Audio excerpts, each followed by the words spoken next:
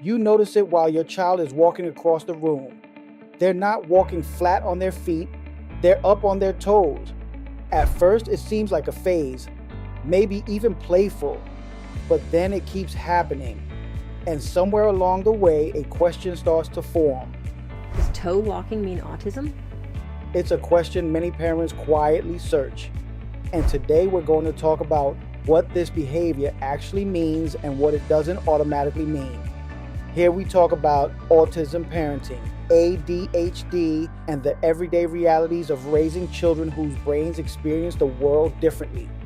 Before we begin, a quick reminder, we are not therapists or medical professionals. For individualized guidance, always consult qualified professionals. Today's topic is one that many parents notice early and often wonder about quietly: toe walking. Ready? Because this is Kind Parent Collective. Less perfect parent, more real one. Why toe walking gets noticed. Toe walking stands out. It's one of those behaviors that's easy to spot, especially once you're aware of it. You might notice it when your child is excited, when they're focused on something, or even just walking around the house. And because it's often mentioned in conversations about autism, it can quickly become something parents worry about. But here's an important starting point. Toe walking by itself does not automatically mean autism. It can be part of typical development. In early childhood, toe walking can be completely typical. Many toddlers experiment with how they move. They walk on their toes, then flat, then back again. It can be part of exploring balance, coordination, and movement. For some children, it comes and goes naturally. And over time, their walking pattern evens out without any intervention. So in younger children especially, occasional toe walking is not uncommon. When it becomes more noticeable. Toe walking tends to draw more attention when it continues beyond the toddler years, when it becomes a consistent pattern rather than something occasional, or when it appears alongside other differences. At that point, parents may start looking more closely, not because toe walking itself is harmful in every case, but because it may be a signal worth understanding in context. The sensory connection. One of the reasons some neurodivergent children toe walk has to do with sensory processing. The way their body experiences physical sensation can be different. Walking on their toes can change how pressure is felt through the feet. For some children, it may reduce uncomfortable sensations. For others, it may provide additional input that feels regulating. It's not just a movement pattern, it's a sensory experience. And for children who are sensitive to touch, texture, or body awareness, this can play a significant role. Body awareness and coordination.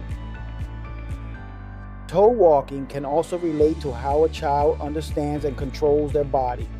Some children have differences in proprioception, that internal sense of where the body is in space. Walking flat-footed requires a certain level of coordination and awareness. If that awareness feels off, toe walking may feel more stable or natural to the child. Again, this doesn't automatically point to autism, but it does give insight into how the child's body is processing movement. The role of habit and comfort. For some children, toe walking becomes a habit over time.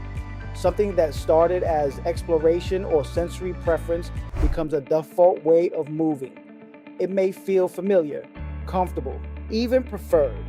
And like many habits, the longer it continues, the more it becomes part of the child's routine way of moving through their environment. Looking at the bigger picture, when professionals consider autism, they don't focus on one behavior alone. They look at patterns across development, communication, social interaction, sensory processing, play and behavior.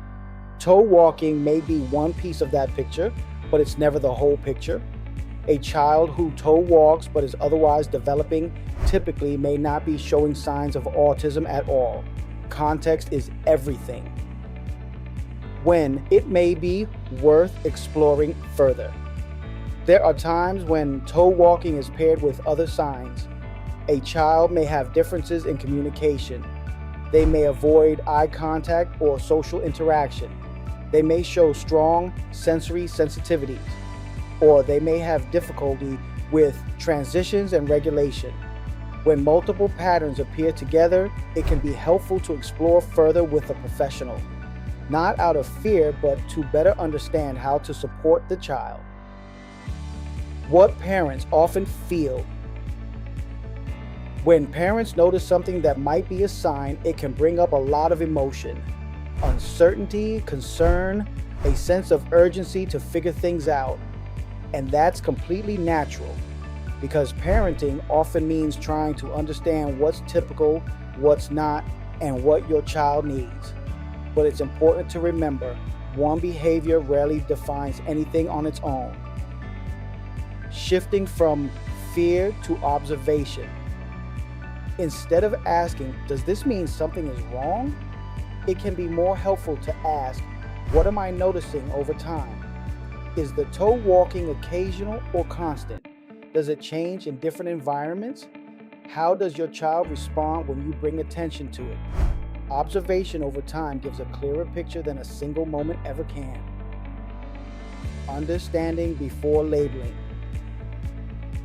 There's often a strong urge to label behaviors quickly, to find an answer, to know what something means right away.